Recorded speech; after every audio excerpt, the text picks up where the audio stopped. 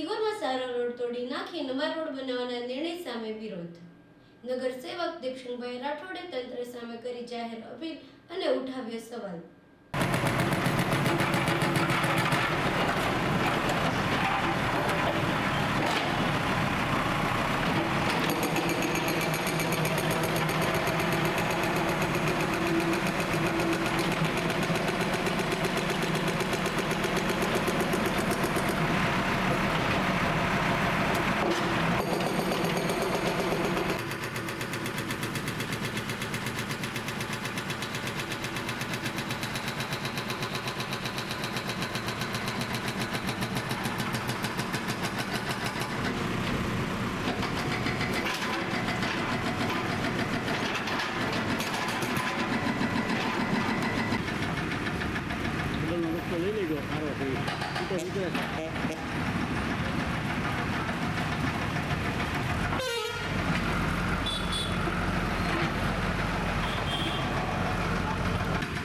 મોહમ્મદ અલી ભાઈનો ક્યાં ખરો હાલે? હું દીપસિંહભાઈ રાઠોડ, પૂર્વ નગરપાલિકા પ્રમુખ, હાલ નગરસેવક નગરપાલિકા અપક્ષ.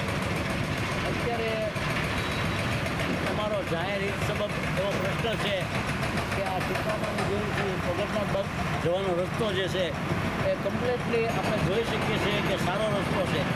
તો સરકારના જાહેર નાણાંનો અહીં દુર્વ્યય અને વેડફાટ થતો હોય એવું સ્પષ્ટ દેખાઈ આવે છે.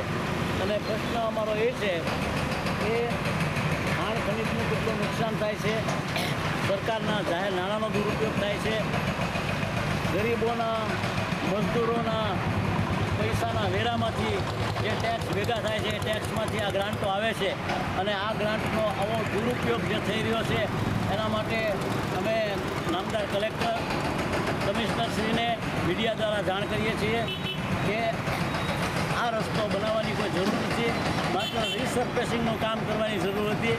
અને આ સારો રસ્તો તોડી નાખવામાં આવેલો છે જે ખરેખર દુઃખદ છે અને નિંદનીય છે.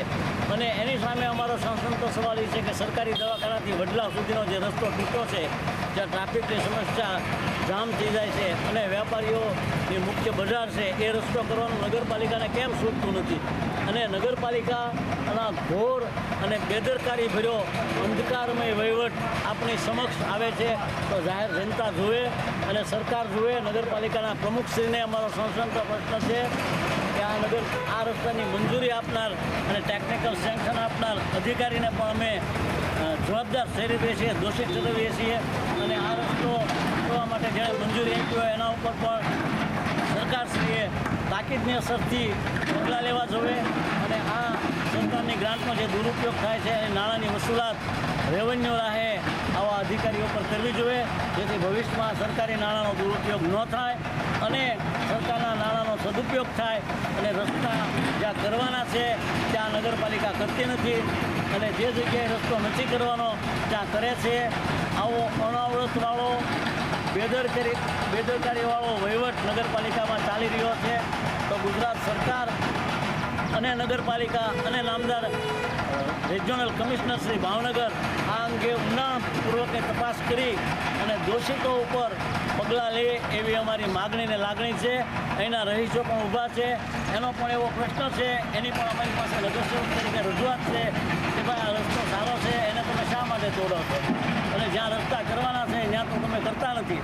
તો આ બાબતમાં તાકીદની અસરથી જવાબદાર એન્જિનિયરો ઉપર, જવાબદાર વહીવટી અને તાંત્રિક મંજૂરી આપનાર અધિકારીઓ ઉપર તાકીદે પગલાં લે એવી કમિશનરશ્રી પાસે અમારી માગણી અને લાગણી છે. વંદે માતરમ, ભારત માતા કી જય. ઉભા રહેજો.